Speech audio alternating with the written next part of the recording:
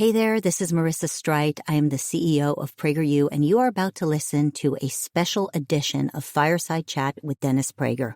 Those of us here at PragerU are continuing to do the very important work that we've been doing with him for over 10 years. We are educating millions of young people online. We have state partnerships to bring our content into schools and so much more. You can head over to PragerU.com to see the progress that we've been making. Also, I'd love to invite you to support our mission by donating to our 501c3. It is a nonprofit. Your tax-deductible donation will go to an institution of higher learning that actually shares your values. So enjoy your podcast, and thank you so much for all your support.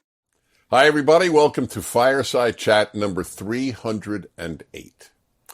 As you all know, it's always you and me, or you and I, to be grammatically correct. On rare occasions, I have a guest, someone I really believe you need to meet, and I have so many questions for. In this case, it's Robert F. Kennedy Jr., who is known to everyone right now as a candidate for President of the United States on the Democratic side. I actually have admired him well before he ever announced that he would run for office. I had him on my radio show well before that, to give an example. And I'd like to tell you why. And that is, as I have so often said, the rarest of all the good traits. There are many kind people, sweet people, loyal people, honest people, but there are very few courageous people. And goodness on earth cannot prevail without courage. I will talk to him about that in a moment, but that is a big factor in my wanting to have Mr. Kennedy here. I'd like to remind you, or tell you, this is one of his recent books, The Real Anthony Fauci, Bill Gates, Big Pharma, and the Global War on Democracy and Public Health. And it is well worth your read, whatever your position on any of these matters. So, Robert, welcome to my home and to the Fireside Chat. Thank you so much for having me, Dennis. It's a delight. So I'm going to tell you something. I am not even sure my wife knows this, but I think this will touch you. And it may make me a tiny bit angry at my mother because I think she threw this out along with my baseball card collection because mothers like clean rooms, you know. I actually have a letter. I had a letter from your father. When I was a freshman or sophomore in college, my hobby was shortwave radio listening, and I got mail from Radio Peking. It was not yet Beijing, and it had been opened by the post office. And I wrote him saying, in America, they let you get your mail unopened. And your father sent me a personal letter back. I told him I was a college student, and that letter is gone. Imagine if I could have showed you that letter now. And I just thought it would be sweet to tell you of that one interaction that I had with him. And do you remember what he said? Oh, he totally agreed with me. He thought it was clear. I think it was clear. He signed it. It was not a pro forma letter. Thank you for writing, Senator Kennedy. It was. I lived in New York, obviously. He was my senator. Oh, I think that he was disturbed by that fact. Yeah. Well, I know, when I'm sure you remember this, that when we were back in those days, really in the 60s, 70s, and I believe in the 80s, it had on our passports that we weren't allowed to visit certain countries, right, like Cuba, China, North Korea, et cetera. And my father was very much disturbed by that. And he thought, why can't Americans visit any country they want? Right. And he didn't like any kind of intrusion on our rights. He said, other people can tell us not to visit there. Right. Why is our government telling us where we can go? That's how I feel. I hated the communist government in China. I hated communism from almost when I could breathe freely or certainly speak, but I should be able to get mail from there. That would have been your father's position. He was no fan of communism.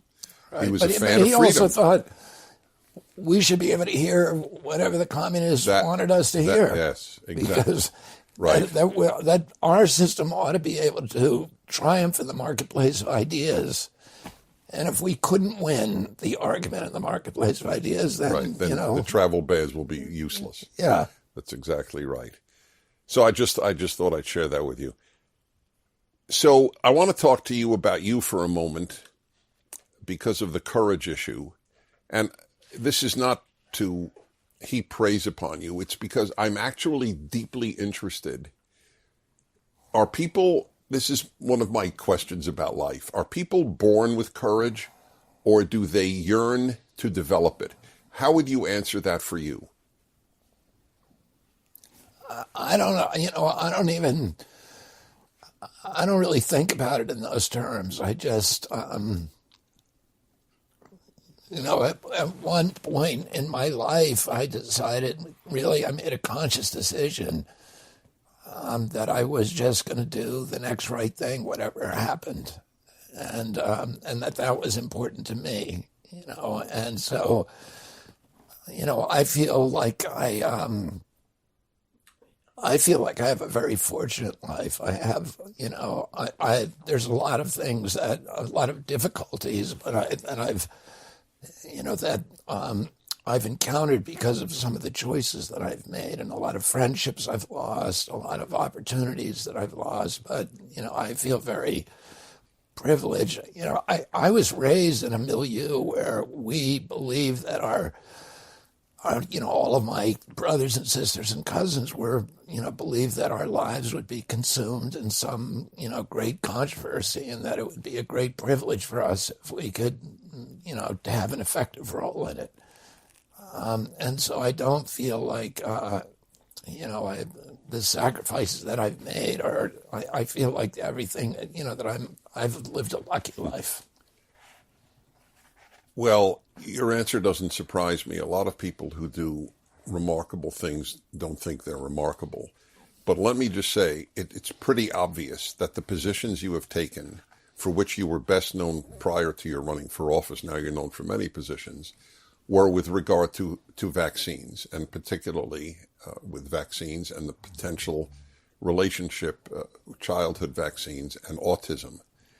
I mean, that was a very unpopular position. And let me say for me, I knew of you, but I didn't think ill of you, and I didn't think positively. I just thought, okay, this is a man with a position, and I didn't take it seriously. I want to tell you why I now take your positions on the potential danger and the potential relationship to autism of childhood vaccines. And that is the amount of lying done to me by the medical and pharmaceutical establishments in the last few years has completely changed my view about whether or not they will tell me anything that is true. It's actually, as an American, it is painful for me to tell you this, that so much of importance. The American Medical Association, and this has nothing to do with autism or vaccines, announced that it is wrong to put the sex of a child on the birth certificate because there's no such thing as gender. It is something that the child will decide later. That's the American Medical Association, and then I'm supposed to believe them on vaccines. So I want you to know I have come to you burned on the issue of my government not telling me the truth, and particularly the medical authorities. So if you feel free to react to that, or we can continue on the vaccine issue. Well, I came into the vaccine and the public health issue as an environmental attorney who'd spent 30 years suing big polluters, but also suing the government agencies that are supposed to regulate those polluters, and witnessing firsthand, time and time again, how those agencies had been captured by the industries they were supposed to regulate. And they had, in fact, become sock puppets for the industry that they were supposed to regulate. So I saw that, with EPA and with a lot of the state agencies. When I sued Monsanto, in this historic lawsuit, we came across emails in the discovery documents between the head of the pesticide division at Monsanto, a man named Jess Rowland, who was there for over a decade, and the top executives of Monsanto for whom he was secretly working. So we were paying him as taxpayers, but he was taking his orders from Monsanto, and they were ordering him to kill certain studies that they didn't want performed because those studies were likely to show a link between the exposures to Roundup, which is their flagship pesticide, and non-Hodgkin's lymphoma or other cancers. And at one point, they asked him to kill a study. They asked him to falsify science, to ghostwrite studies, to do all of these really very, very dishonest and deceptive tasks. And at one point, they asked him to kill a study that was done by an entirely different agency that was outside of EPA, an agency called ATSDR. And it's the Agency for Toxic Substance Research, and it's not in EPA. He said, I'm going to do this, but if I do this, you need to give me a gold medal because it's not even my agency. And he in fact, was able to kill it. What he was doing there is actually the rule rather than the exception. The highest levels of many of the divisions and branches of our environmental agencies are being run by people who are secretly working for industry. So you were burned, and as I was on these more recent issues. So when I came to public health, it was easy for me to see that what was happening. And then I saw that it was actually agency capture on steroids, because I was shocked to learn that FDA, almost 50% of FDA's budget comes from pharmaceutical companies.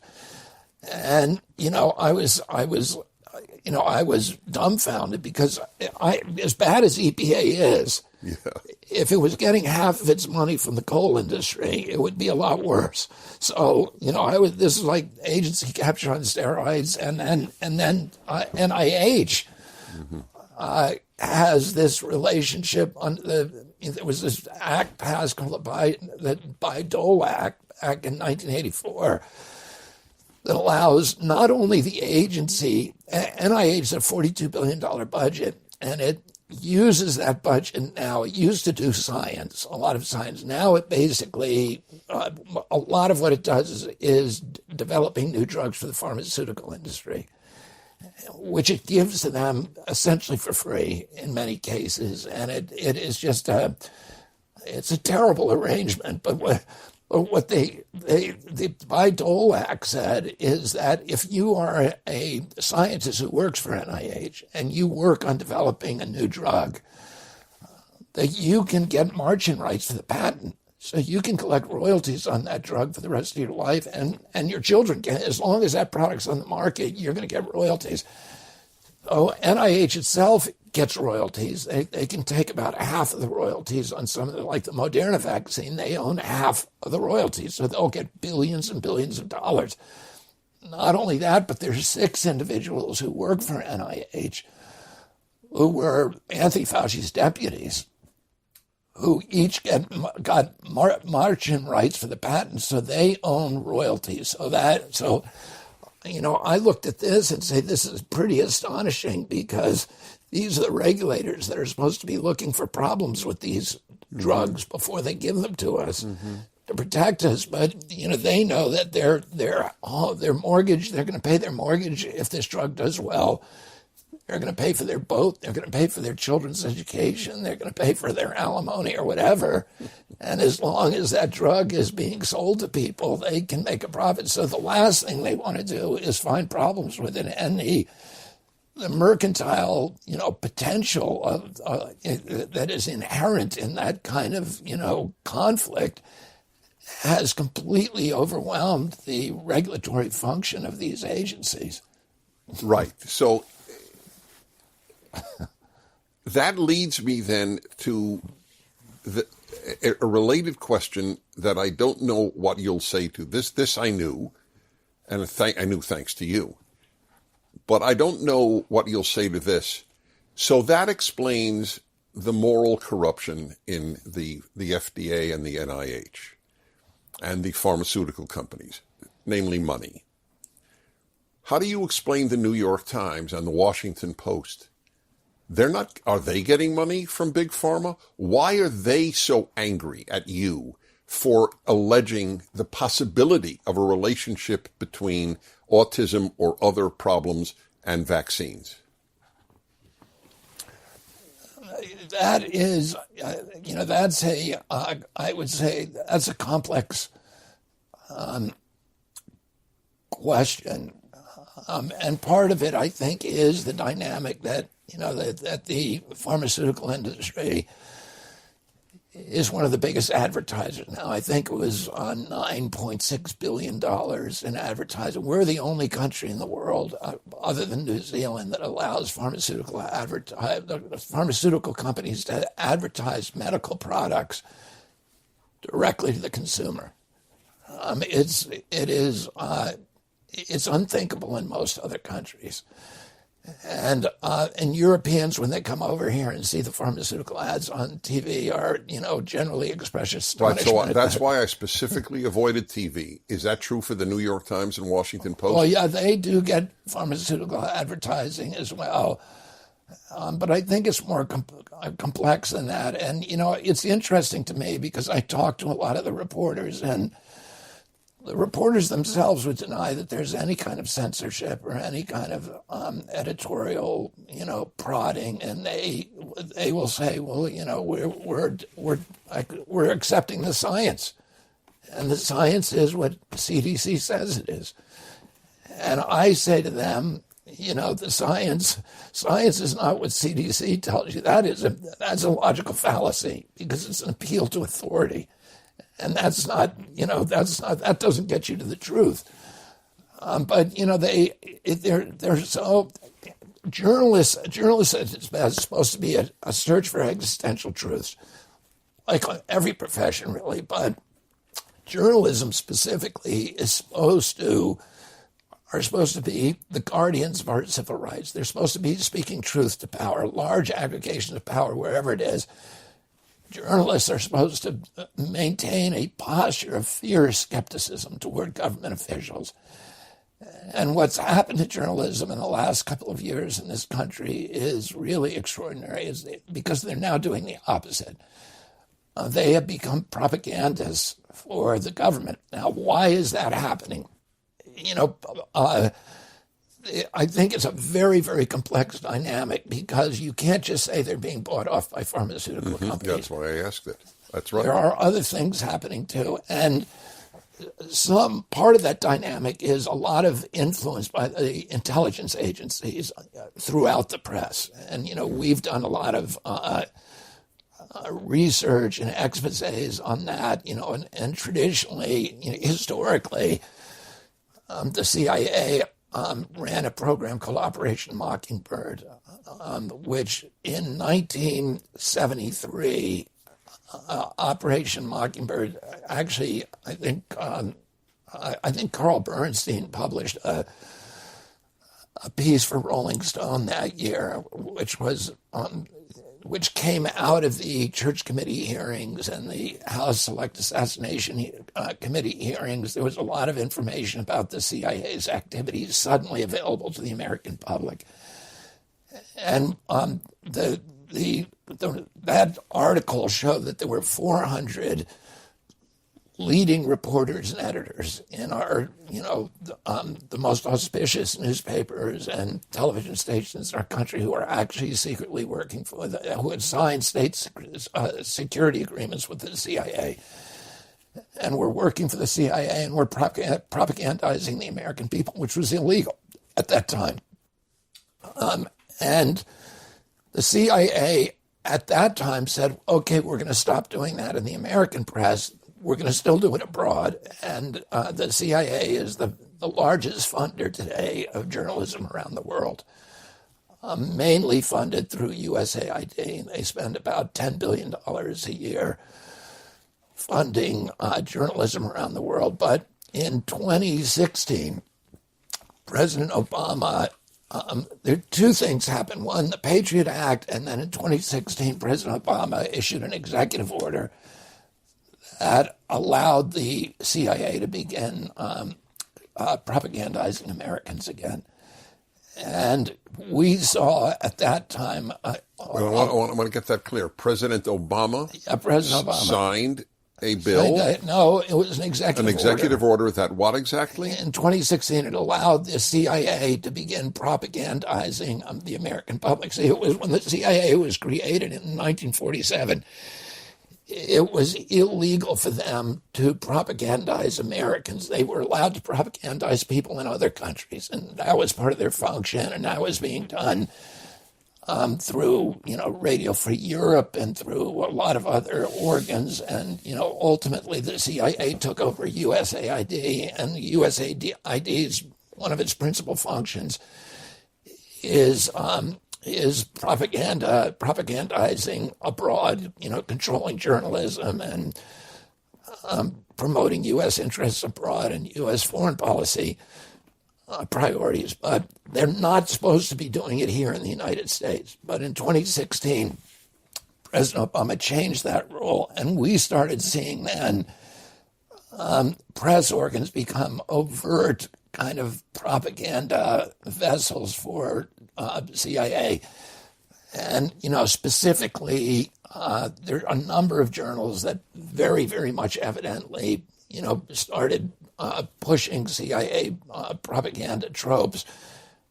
The Daily Beast is one, Salon, Rolling Stone. It was taken over by a guy with very, very strong, when Jan Wenner sold it, with very strong intelligence agency connections, a guy called Noah Shackman.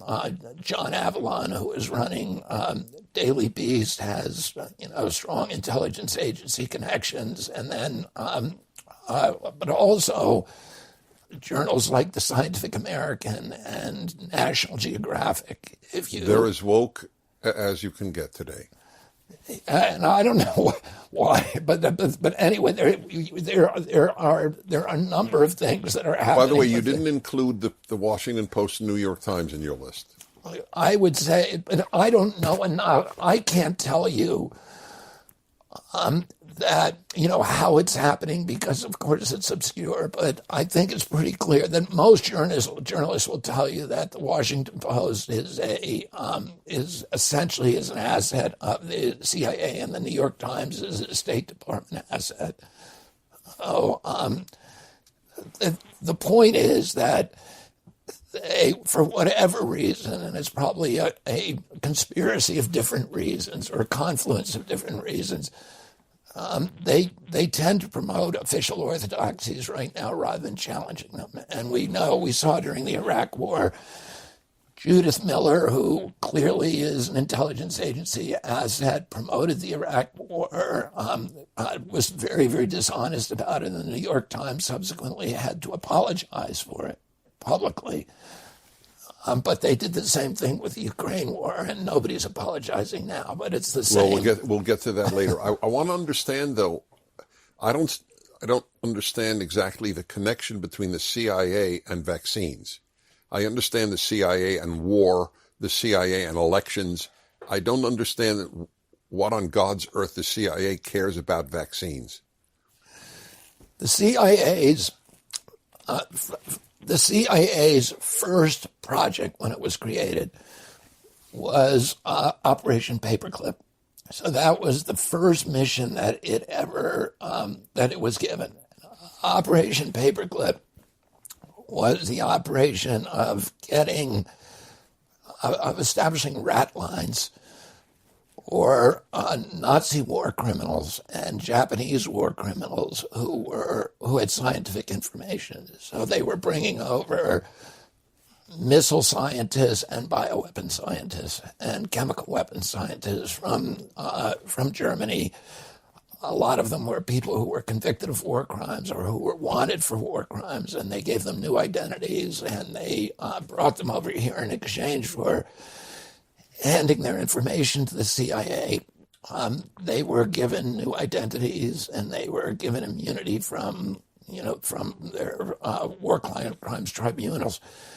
And And they brought them mainly to Fort Detrick, which was a new bioweapons facility that was created by the Roosevelt administration during the last years of the war. They recognized that the Japanese and Germans but particularly the Japanese, had developed this extraordinary bioweapons capacity. The Japanese had killed 500,000 Chinese with bioweapons. They had this extensive complex in Manchuria where they were manufacturing every kind of bioweapon. They were doing essentially gain-of-function studies, and they were doing human testing of the really of stuff that is almost unspeakable. What they were doing, they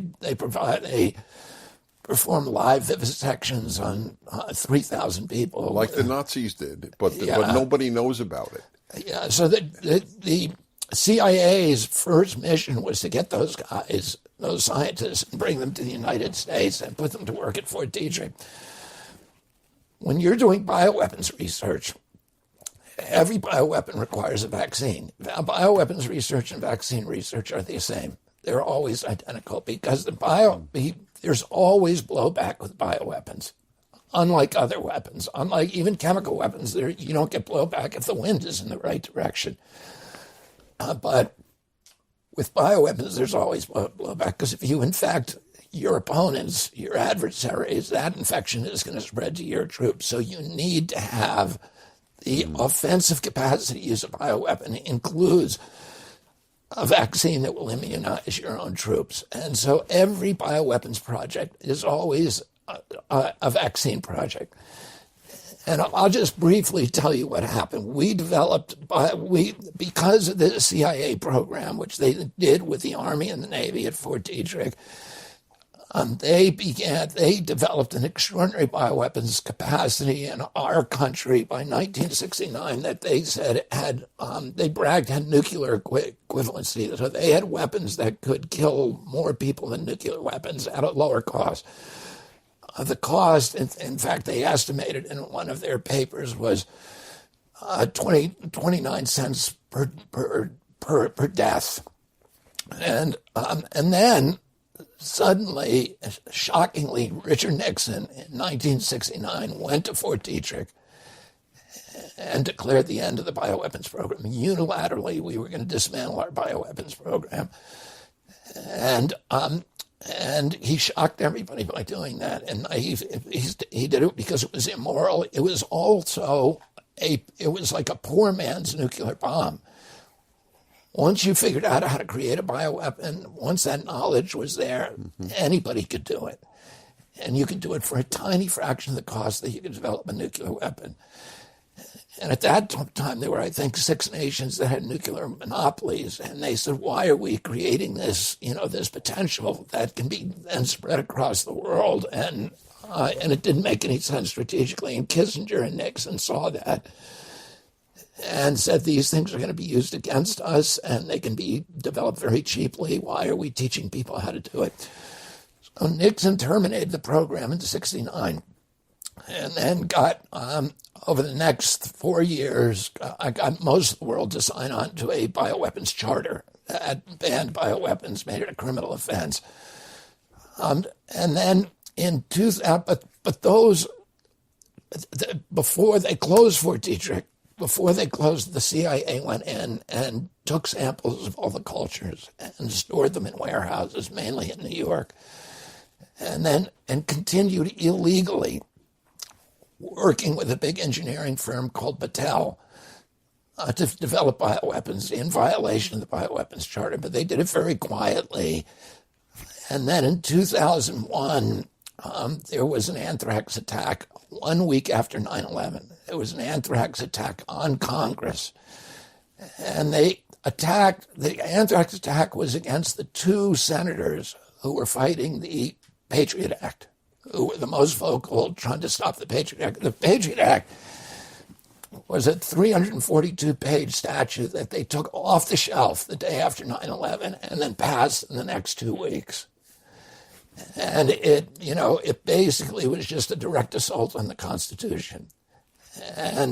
But it had a very little known provision in it that said, although we are a signatory to the Bioweapons Charter and the Geneva Convention, which forbid bioweapons, from henceforward, no federal official can be prosecuted for violating the bioweapons treaties, and so that was in the Patriot Act. The Patriot Act, the Patriot Act was being blocked by Patrick Leahy and Tom Daschle. Those two men got anthrax in the mail in their offices. The anthrax was given, 22 people got sick. I think 4 or 5 people died from it. And it shut down Congress and shut down the debate on the Patriot Act. And the Patriot Act was passed, and it relaunched the bioweapons arms race. The Pentagon in the initial years was nervous about whether the Patriot Act was actually legal, because the Geneva Convention, if you violated the bioweapons provision of the Geneva Convention, it was a hanging offense. You'd be executed. And so the Pentagon they were not jumping into it right away, but what they said is, okay, we're going to start funding it, but we don't want to fund it here, so we'll fund it through NIH. And they started diverting $2 billion a year to bioweapons development, and they sent it all to Anthony Fauci's NIAID. So he became the bioweapons czar overnight after 9/11. Now, what's interesting is that that anthrax attack was used as a pretense for invading Iraq. They said it came from Saddam Hussein, as Judith Miller told us that, and a lot of other people of the New York Times. But after a year of investigation, the FBI, after we'd already gone into Iraq, determined that the anthrax was actually a very, very sophisticated, weaponized version of anthrax called Ames anthrax, and the only place that it could have come from was Fort Detrick, which was, the CIA lab. And so somebody within the federal government had something to do with sending that anthrax, and it had nothing to do with Iraq. But we passed the Patriot Act, we relaunched it, and Anthony Fauci was the guy who was the point man for bioweapons research in our country. He was given a 68% raise by the Pentagon to do bioweapons research. That's why he was the most highly paid person in the federal government. When he left, he was getting $450,000 a year. The President of the United States gets $400,000 a year. So of all the 2.3 million, federal employees, he was the highest paid of all of them. And it's because he was getting that, that bounce in salary that he got from doing bioweapons research. And under the Bioweapons Charter, you can't do bioweapons research to develop bioweapons, but you can do what they call dual-use research, which means bioweapons research that is also necessary to develop vaccines. Right. And so they were doing, answered it. Okay, you answered my question. Yeah. The link, I'm glad I asked it. And I'll just tell you that, the punchline of the story is that in 2014, 3 of Anthony Fauci's bugs escaped, and they were high-profile escapes. Congress found out about them. They had hearings from 3 different labs, and 300 scientists wrote a letter to President Obama saying, you got to shut down Anthony Fauci. He's doing all these studies that are bioweapon studies called gain of function, and one of these creatures is going to escape and cause a global pandemic. Obama declared a moratorium and ordered Fauci to shut down. He had 18 studies at the time, ordered him to shut them all down. Instead, Fauci transferred most of those studies to Wuhan, so he continued to do them offshore. And with the help of the Chinese government in a Chinese military lab. And so that's the, that's the end of that story. But anyway, that's why the CIA, the biggest funder gain of function research at Wuhan was not NIH. The biggest funder was the CIA through USAID, and then EcoHealth Alliance, through which NIH was laundering all its money. We now know that EcoHealth Alliance was a CIA front. So that will lead me to the first area we may differ. So if the government and the CIA and the medical establishment are not truth-oriented, why do you believe them on climate change? That the world is coming to an end, according to Al Gore, every 12 years. But why would you not say that that's, at the very least, hysteria? Well, my position on climate change has always been consistent. I believe that that climate change is real. And it's clear to me that the Earth is heating. I see it. I've been an outdoorsman my whole life. I've watched the ecosystems that I've grew up with change. In fact, in many, many ways, I've seen animals' ranges change. I can name you a dozen animals that, where I live, that have increased their ranges north since I was a boy. I've watched the Arctic melting. I don't think there's any, there's any argument that the globe is not heating that is credible to anybody who spends any time outdoors. The question is it being caused anthropogenically through release of carbon? That's one.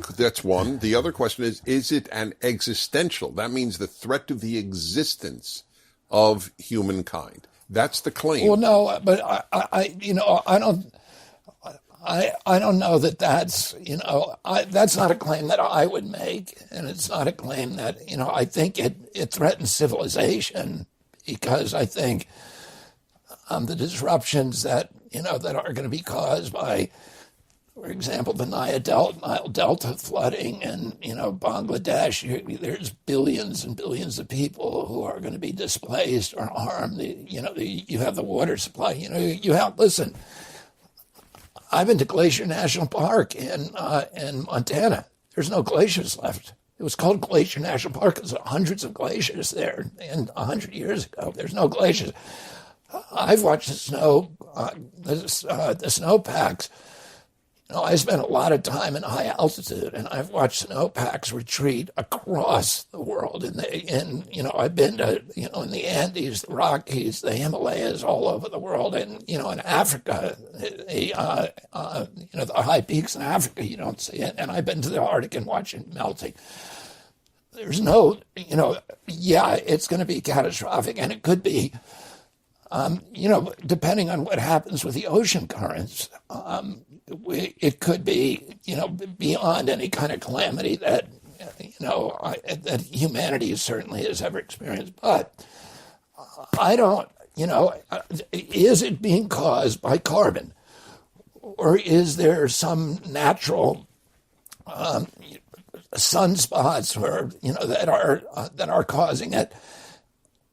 I can't tell you that I've read all the science and understand all the science completely. I know that the vast majority of scientists say, yes, it is. But I also know that the vast majority of scientists is not always right. They weren't right about COVID. And I know federalists aren't right. But so let me just finish what I'm saying. I believe that climate change is happening, that it's existential. I don't insist that other people believe that. I fought carbon on the industry throughout my career, but I don't tell people I'm doing that because of climate change, because I think it's it's a divisive issue. And I also know this, that like every crisis, it is going to be used by elites to clamp down totalitarian controls and to shift wealth upward. And I'm watching that happen right now. I'm fighting projects, these carbon capture projects. Those are just huge boondoggles for the carbon industry. what I say to people is, I don't care what you believe about that. We need to get off of carbon anyway.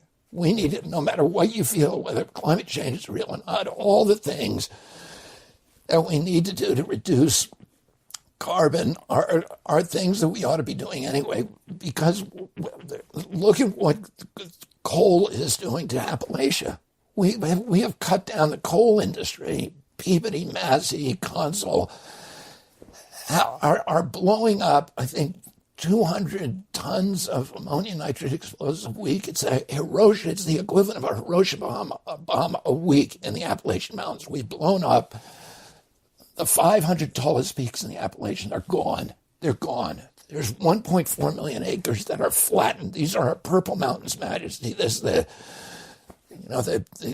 landscapes where Daniel Boone and Davy Crockett roamed. That it was the richest ecosystem in North America. It's the only place the forest survived during the Pleistocene ice ages, and all of North America was reseeded from that refugium. There's 86 species in the dominant species in Appalachia compared to 3 in Vermont or any other forest, because it's the mother forest for all of North America. We cut it down. It's gone. There's 2,200 miles of rivers and streams that have been buried by toxic mine tailings and rubble. Any American who flies over there like I've done would be sick to their stomach. This is not a good result. We see burning coal has poisoned every freshwater fish in America with mercury. Every fish, according to FDA and the National Academy of Sciences, now is taught dangerous levels of mercury in its flesh. The Appalachian Mountains have been, the forest cover on the high peaks of the Appalachians have been eliminated.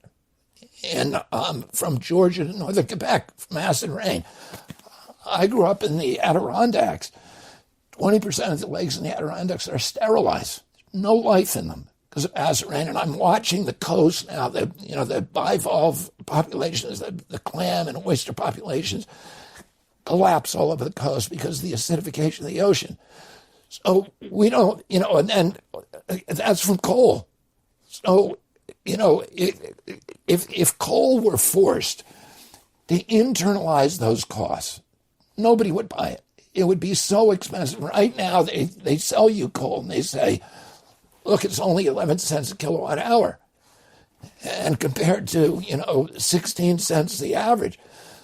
Well, but if they internalize those costs of the damage that they're doing to our country, they'd be, $50 a kilowatt hour. Nobody would buy it. So I'm for free markets. But I think everybody that we should have real free market capitalism in our country. That all the industry should be forced to we should eliminate subsidies. And every industry should be forced to internalize the cost of bringing their product to market. And then we should. So let me revisit a comment you made about that you didn't spend much time on, understandably, but you fear, if I'm correctly paraphrasing you, a certain use of all of this in a totalitarian way. Yes. That's what I fear. I feel very similarly to you. I have no issue with those who believe X or Y on climate change. I fear the use of climate change to suppress liberty and to ruin the economy. Well, you and I have no dispute there, because I'm watching it happen now. We all are. As the World Economic Forum is using it to provide moral gloss to, this system of socialism for the rich and the vicious, barbaric, savage kind of capitalism for everybody else. And that's what they're going to do with any crisis. That's what they did with COVID. They use COVID. Amazon shut down all of its competitors, 3.3 million businesses in this country. And, Amazon is a plunder organization. It paid $0 in federal taxes last year. It shut down 41% of black-owned businesses will never reopen. The government shuts it down. Amazon is censoring books like mine that criticize the lockdowns. They're raking in billions. And, they're shutting down the American middle class. And that, as well as Facebook and all of the other ones that were censoring us while they're raking in money. So one would think, given your views on carbon, that you would be a big fan of nuclear power, but you're not. And that's, I'm all for nuclear power if you can ever make it safe, or if you can make it. It's like, if you to can me, make that's, it, if you can make it, if you can listen. it's like saying, to me, that's like saying, I'm all for pedestrians if you could ever make it safe. There's no such thing as safe. There's the degrees of safety. Listen, what is the bad record of nuclear power that I should worry about? Dennis, you don't have to believe me that it's not safe. The people who make that decision is the insurance industry. And the insurance industry, these are people on Wall Street with dark suits and three-piece suits. And they're saying this industry is too dangerous to insure. Oh, when I say to the nuclear industry, get an insurance policy like everybody else. Right now, they had to pass. No insurance company will write them a policy. Right, it doesn't make sense. The insurance industry is the ultimate arbiter of risk. So putting the insurance industry aside, after all, France has a serious amount of its electricity from nuclear power. And they got a serious problem with nuclear waste. What is the serious problem? Disposing of it, without dumping it in the ocean. Which is they shouldn't dump it in the ocean. Well, okay, there are other ways of getting rid of nuclear waste. Like what? Because truly burying it. I mean, seriously burying it under a mountain. They haven't figured that out. But let me tell you this. First of all, not only they had to pass the Price-Anderson Act, which is an act that says if there is an accident at a nuclear power plant, I lived 6 miles from a nuclear power plant. If there's an accident in that plant,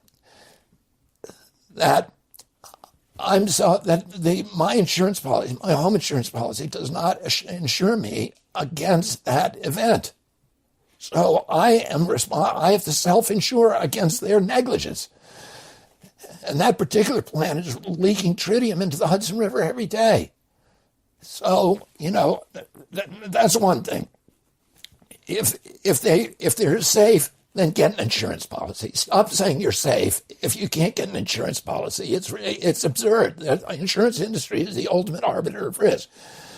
Second of all, they're not economic. Right now, the cost of building a solar plant in this country is $1 billion a gigawatt. The cost of building a coal plant is $3.6 billion a gigawatt. The cost of building a nuke plant, $14 billion a gigawatt. We could generate energy by burning prime rib if we wanted. But, it makes no economic sense. And by the way, that cost is the construction cost. It does not account for the disposal. We now have to take the waste. The company's not paying for the disposal. The taxpayer does. We have to dispose of that waste for 30,000 years, which is 5 times the length of recorded human history. How do you justify that cost to generations of humanity? Not only that, but every nuclear power plant requires vast subsidies for its construction. There is no utility in the world who will build a nuclear power plant unless its construction is completely subsidized by government. So electrical cars are subsidized by government. But listen, I don't believe in subsidies. I think we should eliminate subsidies. I think the time that subsidies are justified are for nascent industries that the government is trying to cultivate for national security reasons or commercial reasons. For example, when George Washington gave his inaugural address, he could not buy an American suit because we did not make fabric in this country. We made the raw material. The British made us ship that over there. They had all the mills in Britain, and then they sold us the material. And Washington said that's not a good thing for our country. The federal government began subsidizing the development of mills in New England we developed our own industry. After a couple of years, they were able to not do that anymore. And this became, a very, very important industry for our economy, for our national security. So I'd say you're against carbon and you're against nuclear. So what is your solution? You don't believe in fracking, presumably. You don't want natural gas. Well, So what would you like to do in order to maintain Western economy? Because frankly, I infinitely more fear the collapse of Western economies because Hitler was elected because of economic reasons. And I'm a Jew who wrote 2 books on anti-Semitism. I taught it at Brooklyn College. I know why Hitler was elected. It was because of the economy of Germany, not because he hated Jews. He hated Jews, but that was not what he ran on. He ran on, we've been ruined economically because of inflation. I far more fear the devastation to the economy of the West than I do nuclear power. Well, do you believe in free market capitalism? Totally. Okay, that's what I believe in. I think we should get rid of subsidies, and if we got rid of subsidies... Well, there would be no electrical cars if we got rid of subsidies. Who would buy it? It would be so expensive. Here's the thing. If everybody had to internalize their costs, first of all, we'd get rid of coal and oil. The price of gasoline would go up to, if the oil industry had to pay the true price of gasoline, which would include, we give them right now $5.2 trillion to, annually in subsidies to carbon in total, 1.3 trillion to oil. And that does not include the cost of oil wars, which they should pay for. We shouldn't pay for them. Why should we pay for their wars? That should be reflected in the price of gasoline. Right. Now, hear me out. That should be reflected in the price of gasoline when you pull up the pump. If they had to pay the true price of that gasoline that we're now paying, the oil industry would have to be charging $20 a gallon for us to buy fuel. If they were paying that, everybody would be using electric cars with no subsidies. So if the marketplace is rational. It sends rational signals. And it's subsidies that make it irrational. And I believe that we should use the cheapest form of energy. The cheapest form of energy is going to differ depending on where you are. But I believe also that the government What would the cheapest form of energy in America be? Well, the cheapest, it depends where you are. But here's the thing, here's what I believe that the government should be doing. We should be creating an economic grid that creates a marketplace that can then choose the cheapest form of energy. Right now, we have a grid system that is underbuilt, that is extremely inefficient, and can't carry energy. And let me give you some examples. We have enough wind power in Montana, North Dakota, and Texas to provide 100% of the energy for all of North America. North Dakota farmers want to put wind turbines on their cornfields, because a cornfield, I haven't checked the price recently, but the cornfield, I'd say 5 or 6 years ago was about $500 an acre in North Dakota, and without a wind turbine, it was 3,200 acres with a wind turbine. The farmers all want it. It's a good thing. It reinvigorates rural economies, which we want to do, and it gives farmers an income source that's going to keep them on their land, which is important for our country. Every North Dakota farmer wants to put wind turbines. They can't do it because we don't have a grid that can get those electrons from North Dakota to St. Louis, Cleveland, Cincinnati, New York, and New Orleans.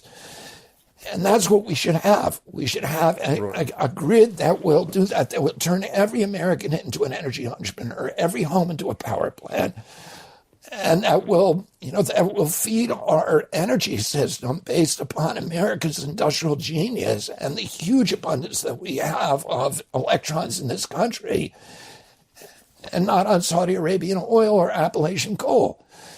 And we have enough solar in the desert Southwest. If an area is 75 miles to provide energy for the entire North American energy grid, you wouldn't do it that way because if a cloud passed over Arizona, you'd have blackouts. But we have this huge abundance of energy in this country. It costs very, very little to build solar energy, and all we need is a grid system. And let me give you an example. We built in 1979. We built an ARPANET grid. America built the canal system. We built when you and I were kids. Eisenhower built the highway system as a national security and for commerce and to bring our nation together. So the job of the federal government is to build these infrastructures that provide marketplace. In 1979, we built an ARPANET grid, which is the base for the internet. At that time, IBM got out of the personal computer business. Because the CEO of IBM said personal computers are a dead-end technology. Well, we built a grid. Now everybody's got a computer. And what happened to the cost of information, of bits and bytes? It went to zero. So, 20 years ago, if you wanted to look up something, if you wanted a piece of information, and you're a reader and you're a seeker. Let's say you wanted to know what is Mao Zedong's favorite lunchtime meal, that it was really important for you to find that out, right? You'd have to go to the Library of Congress, spend weeks going through the stacks trying to find that piece of information, if you could ever find it.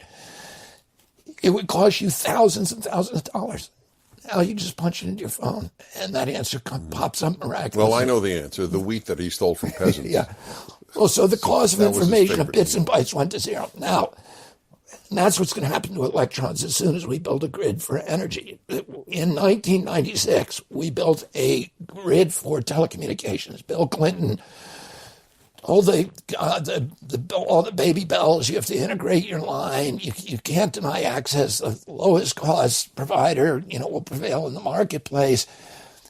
That marketplace that we created, that national grid system for telecommunications, created a revolution in communications technology, including cell phones.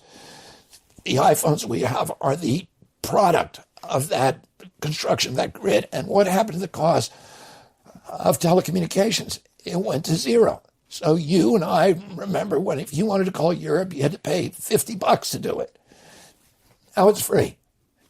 And that's what's going to happen to electrons as soon as we build an electric grid in this country. All right, we'll move on because there's so much I want to talk to you about.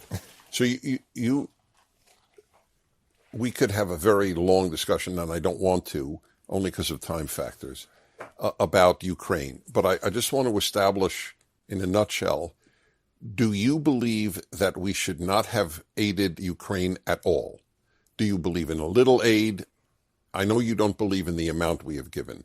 Do you believe we should not have given anything? I think we should have settled the war at the outset. When the Russians offered to settle it, we should have settled it twice. Right. I happen to agree with you, but in the meantime, there was an invasion, and if there was no help to Ukraine, I don't know why Russia would have sued for peace. If they thought that they could prevail without having any peace agreement, they would have. But that's okay. I just want to know your position. The Russians didn't want to go into Ukraine. All right. Okay. So it's a very important and long discussion. What I am more curious is about you generally. You might be president of the United States, and I want to understand, though, your general view of America coming to the aid of beleaguered countries. So, for example, if China invaded Taiwan, what would you have America do? First of all, our policy should be to project economic power abroad. And that is the policy that's going to make us strongest. And let me just tell you, let me summarize what happened in Ukraine so that, you understand that, what my position is. we overthrew, with USAID, spent $5 billion funding the Maidan Rebellion, which ended in the overthrow of the elected government of Ukraine, which was leaning toward Russia. It was trying to stay neutral, but we didn't like that. We wanted to put in a government in the Ukraine to that would be pro NATO. And why are we moving NATO to the east? Because every time we promised in 1992, when Gorbachev dismantled the Soviet Union, and Gorbachev came to us and said, I'm going to do something that's going to destroy my reputation in Russia. I'm never going to go back. I'm going to pull our troops, 400,000 Soviet troops out of East Germany. I'm going to allow you to reunify Germany under NATO. I want one promise from you. He said this to Bush and Tony Blair, and he said, I want your promise that you're not going to move NATO any further to the east once you get into Germany. James Baker famously said to Gorbachev, we will not move NATO 1 inch to the east. And in 1997, Zbigniew Brzezinski, who's the first of the neocons, says, we want to move NATO into all the Western countries. Why do they want to move it there? Oh, there's an ambition that the neocons had for global hegemony after the collapse of the Soviet Union, but also every time we move NATO into a new country, they have to conform their weapons purchases to NATO standards, which means they have to buy from Raytheon, General Dynamics, Boeing, and Lockheed, and the big U.S. military contractors. So there's a huge drive to put NATO to the east. Well, the Russians don't want us moving to the east. The Russians specifically said, we can't tolerate that. And in fact, George Kennan, who was the chief architect of the containment policy, the most important diplomat probably arguably in American history, said that if you move NATO to the east, he said this to Clinton, you are going to provoke a violent response from Russia. They cannot take it. They have been invaded 3 times through the Ukraine. The last time, 1 out of every 7 Russians died. Hitler killed 1 out of every 7 Russians. You can't go into Ukraine. We went into 14 countries. We moved NATO 1,000 miles to the east. We put nuclear-capable Aegis missile systems in Romania and Poland, 12 minutes from Russia, from Moscow. We could decapitate the entire Soviet leadership in 12 minutes. Do you think we would tolerate that if they put them in Cuba? Or if they put Aegis missile systems? Right, okay. Look, I didn't want to get into Ukraine, but I'll just answer that. I don't think there's a symmetry between the threat of what was then the Soviet Union or Russia today to the United States equivalent to that of Western democracies to Russia. I don't think there's a symmetry. I don't think I think it's emotional, and emotions are huge in the I know Russian language. I studied under Brzezinski at Columbia. He was my professor at the Russian Institute. So this is an area I know a great deal about. The Russians are somewhat paranoid, and you could say even paranoids have enemies. I fully understand that too. But the thought that they will be invaded by Finland or Sweden or Latvia is laughable, truly laughable. Where it is not laughable that we would be invaded by a Russian. Cuba? By Cuba? Well, not by Cuba. By Soviet weapons in Cuba, unless you believe that it was a silly threat. Well, we're putting U.S. weapons in Poland and Romania and Latvia. Right, but again, I don't believe that those countries want to invade. The last thing they want. So I'll just ask one question, which since we raised it. Can I just say one thing? Yeah. Is that the Russian Donbass and Lugansk, after we overthrew the government in 2014, and they put in a government that then killed 14,000 ethnic Russians in Donbass and Lugansk, Donbass and Lugansk voted 90-10 to join Russia. Putin said, no, we don't want you. He said, let's sign a treaty that stops the government from killing you and that guarantees that NATO won't come into Ukraine. France agreed, Germany agreed, England agreed, and and Russia agreed. Zelensky ran in 2019. Here's a guy who's an actor and a comedian, no political experience. He runs and wins with a landslide, 70% of the vote. How? He promised to sign the Minsk Accords. He gets in there and pivots. Why did he pivot? Why did he say, I ran on that issue, now I'm not going to do it? Clearly because Victoria Nuland and ultranationalists within his own country told him they were going to kill him if he did it. Now, he gets in there.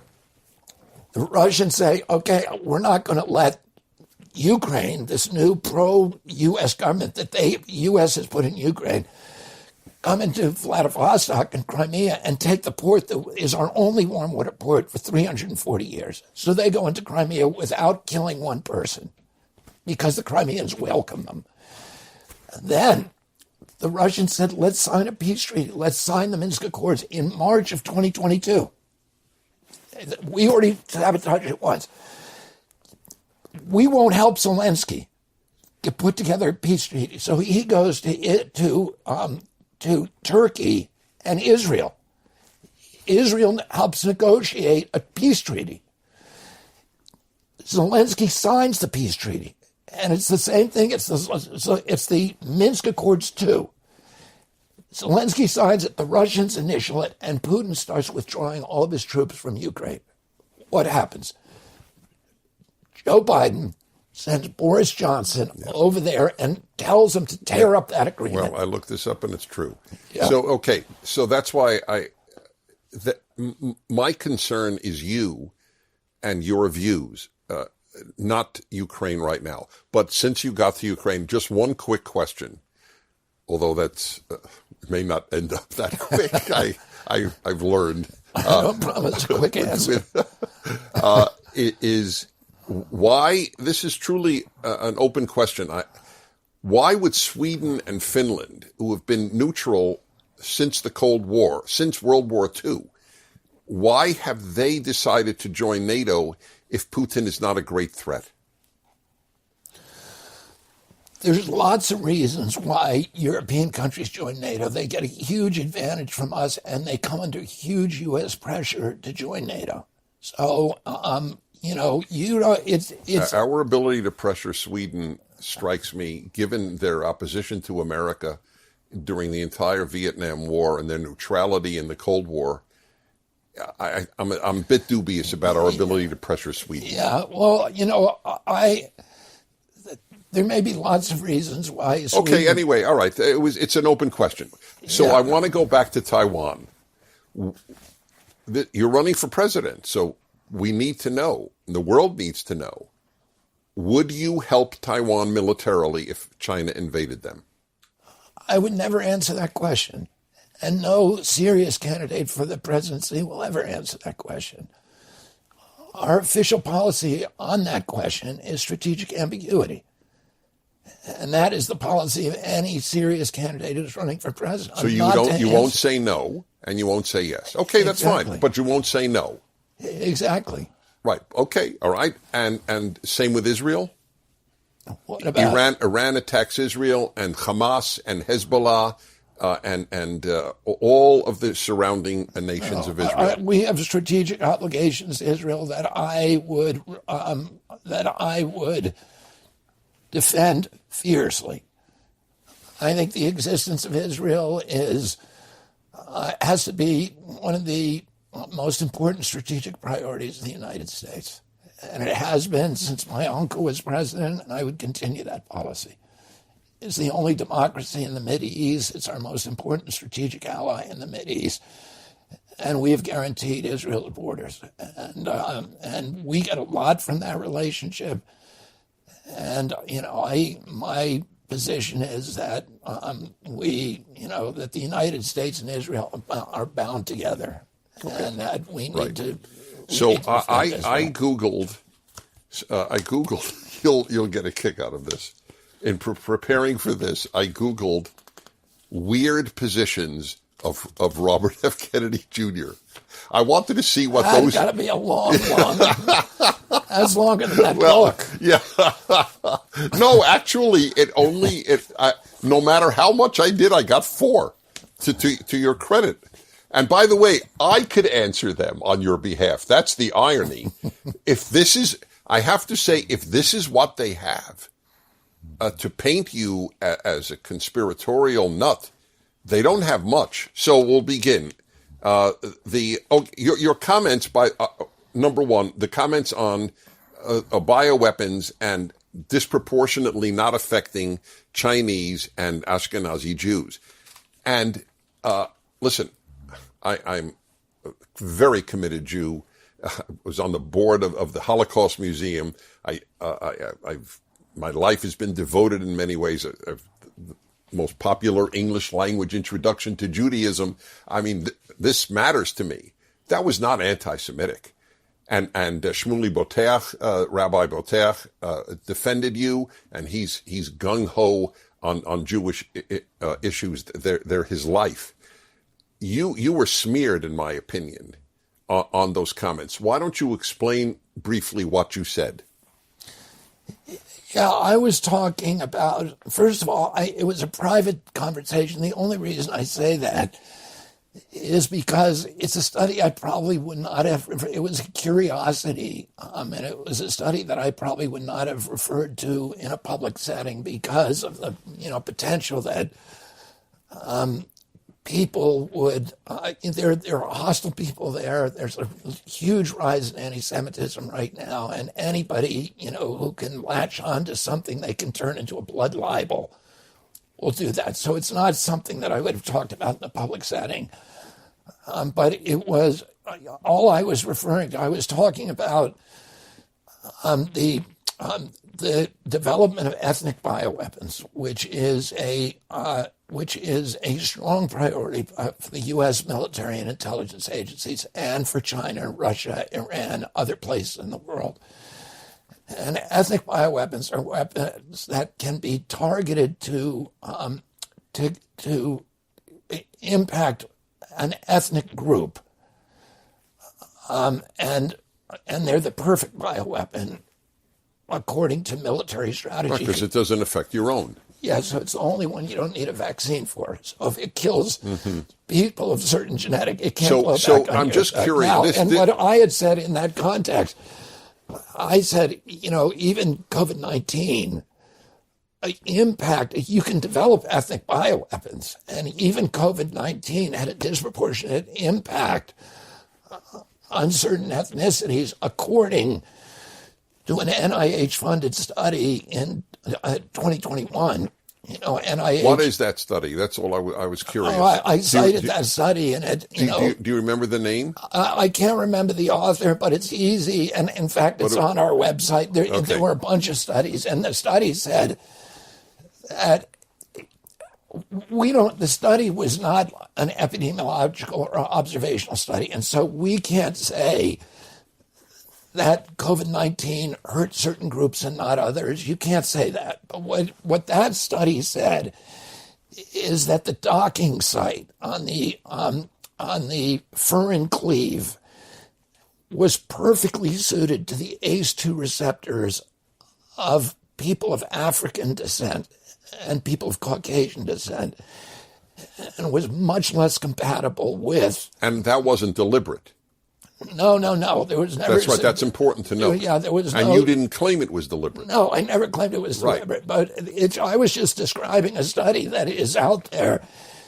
The people who it's least compatible with are people from Finland, and then ethnic Chinese and Ashkenazi Jews. But you didn't mention the Finns in that private discussion. It's not a big deal. I'm just noting. I'm happy. It's okay. So let's go to number 2, where you're considered over the top by Forbes and New York Times. Let's see. So antidepressants and mass shootings. You are quoted as saying, prior to the introduction of Prozac, we had almost none of these events. So what do you mean? Well, what I said is we should, on mass shootings, mass shootings are unacceptable. We need to stop them. Mass shootings, you can't blame it completely on guns. There are other countries that have almost the same amount of guns as we do, and yet they don't have mass shootings. I think Switzerland has, I don't know, something like 80% of the guns that we do per capita. But they don't, the last mass shooting they had was 21 years ago. We have them every 21 hours. What's happened? And we didn't have them. When I was a kid, we had gun clubs at our schools where the kids would bring their rifles to school and leave them in the car and, bring them into the school. And nobody was shooting people. Why did these shootings suddenly start? And there's a number of things that changed, and one of those things is, video games. There's a lot of kind of potential culprits that should be studied. These are the kind of studies that NIH should be doing. One of the correlations that has been widely spoken of, in fact, there's been litigation about it after Columbine, was SSRI drugs and benzos, which are now widespread, and those are psychiatric drugs. And on the manufacturer's inserts for those drugs, there's warnings that they may cause suicidal and homicidal behavior. So shouldn't that be something that we should look at? Because suddenly, at the same timeline as those drugs became ubiquitous. So do you think they're so... I didn't say this is definitely the cause. Right, but it's worth looking into. Yeah, it's worth... So, right, which I happen to think is totally rational. So my suspicion is then that the reason they're angry at you for even saying it should be studied is that anything that doesn't say it is guns and essentially only guns, they get angry at. Well, they get angry at anything I say also. Okay, fair enough. Yeah. And so, anything I say that they can say, oh, he's crazy, it's one of his crazy conspiracy theories, then it adds to that narrative and. But even if somebody else said it, you're right. They're not fans of yours. But it becomes part of the culture war, tribal, cosmology. Okay. Next, you said this is again New York Times, 2006 Rolling Stone article that you're quote unquote convinced that voter fraud in the 2004 presidential election allowed former Republican President George W. Bush to steal the victory from Democrat John Kerry. I think that's true. Oh, and anybody who disagrees with me should go read that article. That at that time there were many people in Congress, including my campaign manager Dennis Kucinich, who were demanding an investigation. And my article is totally fact based. It shows that. It shows what happened in 6 counties in Ohio and how specifically those counties were manipulated. The votes in those counties were manipulated. And that those 6 counties alone changed the results of the election. Do you think there was cheating in 2020? I don't know. Because I didn't, with that election, I think there was cheating in 2001. And I think there was cheating in 2000 or yet in 2004. So I think that, and I haven't studied what happened in that, I assume Biden won, but I haven't studied it. And I've got a lot of other things that I'm working on, so I haven't looked at all of the back and forth and all of the, evidence. But what I think is that people should not be vilified for saying that an election in this country can be fixed. And the Democrats were saying that in 2001 and 2004. And now it's Republicans saying it was fixed, and we shouldn't be saying, you can say it wasn't fixed. Here's the evidence.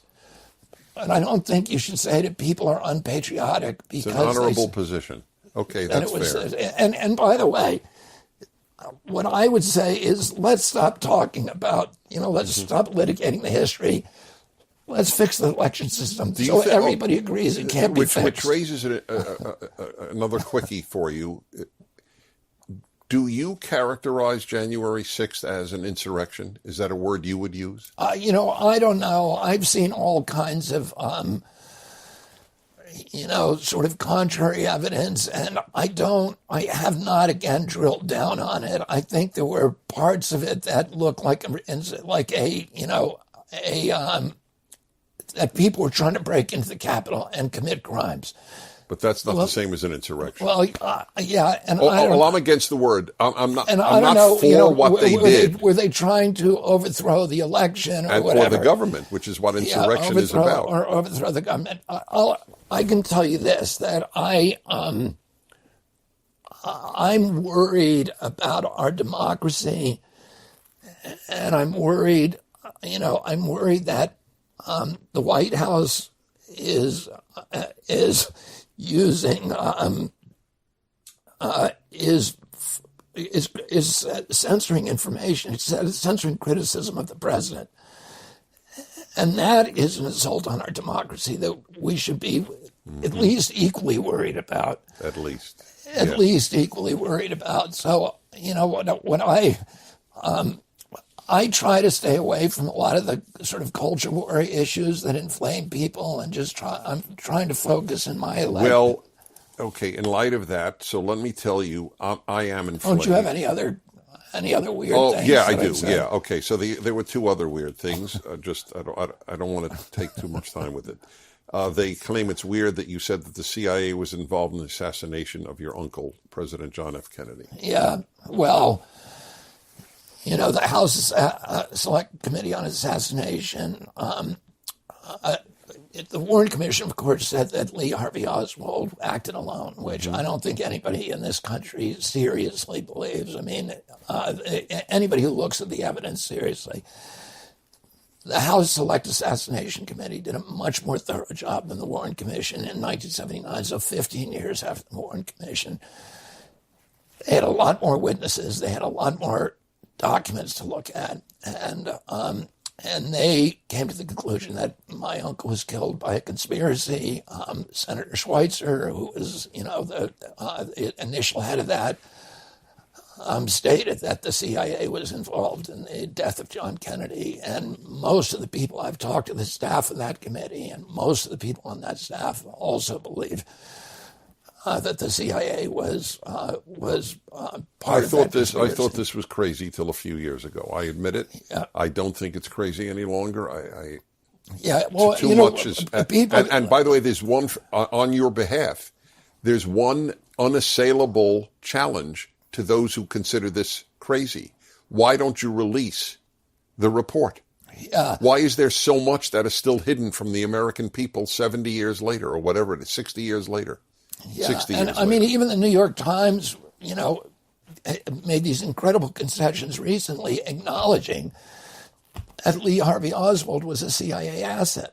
Do you think the Warren Commission would have, if they knew that Lee Harvey Oswald was a CIA asset, that they would have tolerated Alan Dulles running the Warren Commission?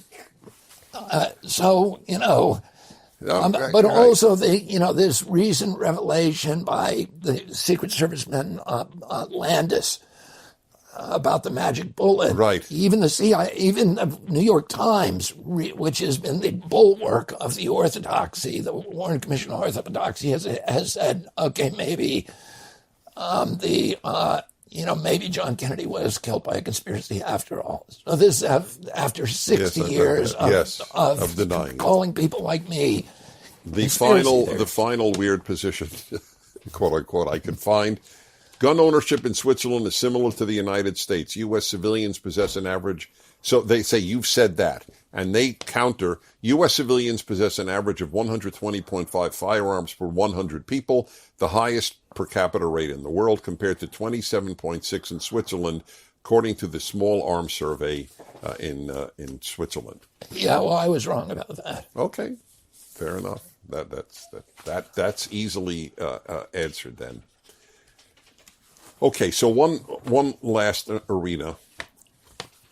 And this has to do with the cultural divide. So you say, this is something you said, I think we have a lot more in common than what the media portrays. That is, we Americans. correct? Is that an accurate quote of yours? Yes. Right. So my response is, I wish you were right. So I will give you a list, and this is not by any means a full list of just a few of the things upon which I don't think the media has made up the divide in America. It's a very real one. For example,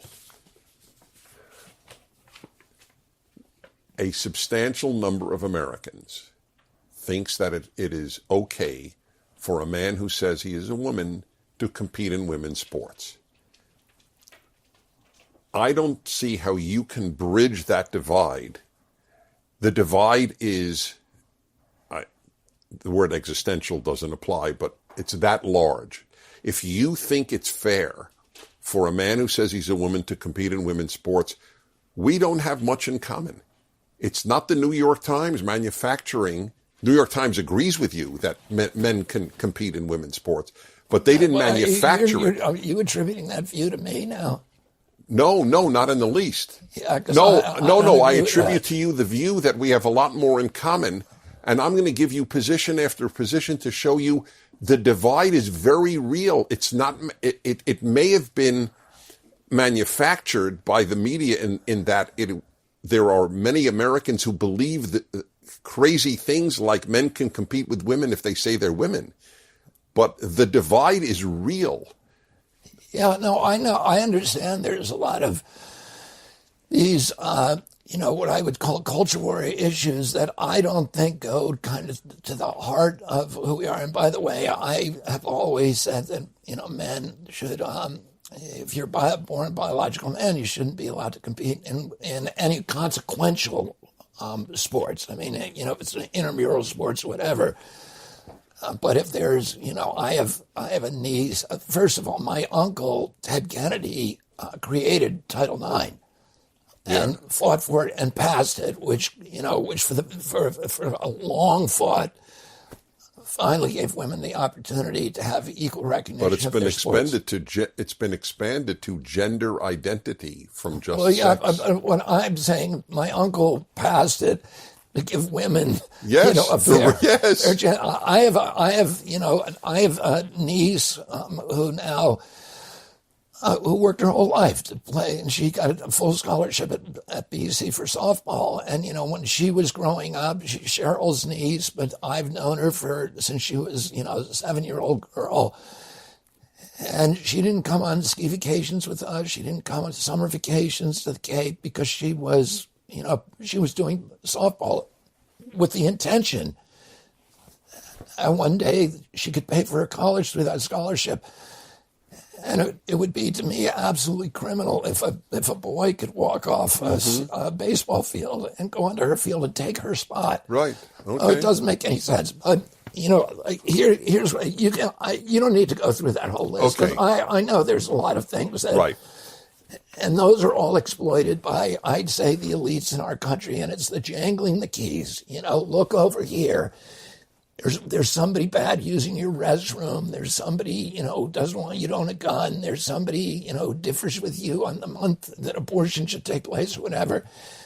Look over here. And meanwhile, they're robbing the bank over here. And what's really important is if they're keeping it out of sight by keeping us at each other's throats on trivial issues that really don't impact us. The stuff that really impacts us, do we care for our veterans? Should we be caring for our veterans? 300,000 veterans in this country injured, or 23 committing suicide here. Do Republicans and Democrats all agree we should be taking care of them? Yes. Does everybody want a clean environment? Does everybody want to make sure that we're giving our children communities that give them the same opportunities for dignity, enrichment, prosperity, and good health as the communities that our parents gave us? Yes. Do we all want to have fair treatment of people of every race in our country? Yeah, we want that. We want a just system. We want our institutions to work. We want government to treat us honestly. Do we want common sense to prevail?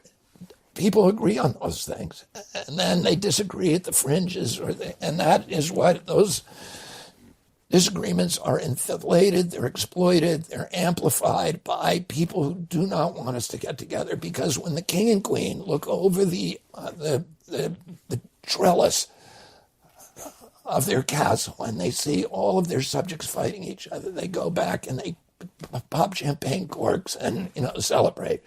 Because as long as they're fighting each other, nobody's coming over the wall. And what I want to do is unify Americans so we can storm the fortress and take it back. God bless you for it. But I will say, to me, it's not a fringe issue when 5-year-olds are told that sex is not binary. That let's watch a drag queen story hour where a guy is dressed as a woman and dances in front of you. I just wouldn't characterize that as fringe. I think that goes to the heart of the ability to raise a child in an innocent and safe environment, and it's being ruined in most of our schools. And I think a lot of Americans agree with me that's pretty substantive. Yeah, I don't think that the scenario that you just described makes any sense. But again, I would say that I think the issues on which we agree are larger than the issues on which we disagree. So, I'll end on a happy note, and well. I think it's a silly question, but every reporter asks it, so I may regret having asked it. But do you have a thought of what you would do your first day in office if you're elected? Yeah, I have a lot of, thoughts about that. I mean, for one thing, one thing I know I'm going to do is I'm going to pardon Julian Assange. I'm going to pardon Edward Snowden. And I'm going to issue an executive order forbidding any interference, any cooperation with any government agency, and any effort to censor American speech. That's what I'll do on day one. And then I'm going to take a walk down to our car over to Bethesda. And I'm going to talk to the people at NIH and say, let's focus now on solving the chronic disease epidemic in our country. And let's find out what's causing all of these. Why did autism go from 1 in 10,000 in my generation and your generation to 1 in every 34 kids in our kids' generation? And why did peanut allergies suddenly appear? And why did autoimmune disease explode in 1989? Let's figure that out. It's an environmental exposure. We know that genes don't cause epidemics, but let's figure out what the exposures are and let's eliminate them and start protecting our children. You're a credit to your name and to the country. Thank you very much, Dennis. Our pleasure. Thank you. Tomorrow on Timeless Wisdom with Dennis Prager. We have made Memorial Day and July 4th into picnics and banquets, and that's lovely, but it's not enough.